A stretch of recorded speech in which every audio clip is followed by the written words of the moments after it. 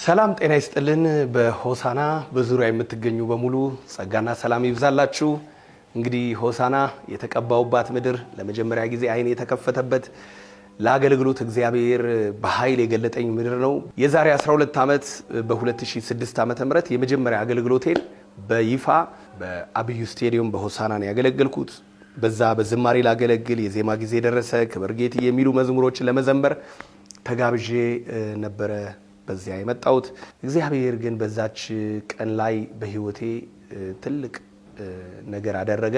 የመጀመሪያው አገልግሎቴ የመጀመሪያው ቅባት የመጀመሪያው የመንፈስ መነካት የሆነልኝ ለዚህ ትልቅ አገልግሎት የወጣውበት የመጀመሪያው አገልግሎቴ ሆሳና ነው።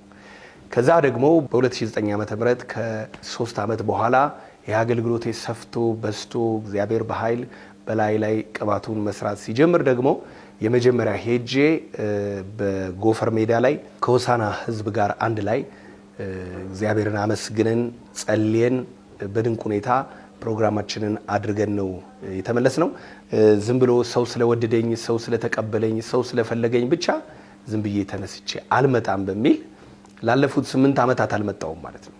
ማድረግ እችላለሁ፣ ነገር ግን የእግዚአብሔር ድምጽ የሌለበት ክሩሴድ፣ እግዚአብሔር ያልተናገረኝ ክሩሴድ፣ እግዚአብሔር እኔ ያለው ከፊት ቀድማለሁ ውጣ ያላለኝን ክሩሴድ ለምን አደርጋለሁ?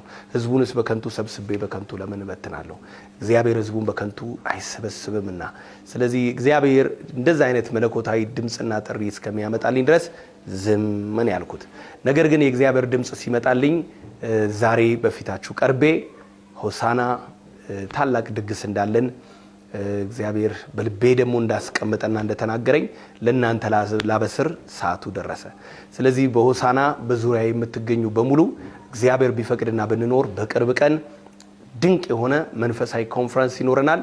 እንግዲህ የዛሬ 8 ዓመት በሚደንቅ ሁኔታ እግዚአብሔር ክብሩን ሲገልጥ ነበረ። ብዙ ሰዎች ከአጋንንት እስራት ተፈተዋል። ብዙ ሰዎች ወደ ጌታ የመጡ በዛ ክሩሴድ ላይ እንግዲህ በሳውዝ አፍሪካም ሲሄድ በአሜሪካም በካናዳም በአውስትራሊያም ሲሄድ በተለያየ ቦታ ሲሄድ ሰዎች ያገኙኝ በዛ ፕሮግራም ላይ እግዚአብሔር ያደረገላቸውን እግዚአብሔር የሰራላቸውን ድንቅ ነገር ሲመሰክሩ ሰምቻለሁና ይሄ ተወርቶ ማያልቅ ተመስክሮ ማያልቅ ተዘርዝሮ ማያልቅ ብዙ ተአምራት የተደረገበት ኮንፈረንስ ነው። በአባቶች የመባረክ ጊዜ ነበረ። ለአባቶች ጋቢ ያልበሰን፣ ለሽማግሌዎች ለወንጌል አርበኞች ጋቢ ያልበሰን የተባረክንበት ጊዜ ነበረ። እንዲሁም ደግሞ እግዚአብሔር ባርኮኝ ስለሆነ ወደ ሆሳና የመጣሁት ለአብያተ ክርስቲያናት ለህብረቱ ስጦታ ድጋፍ በማድረግ ነበረ ፕሮግራማችንን ያደረግነው። በጣም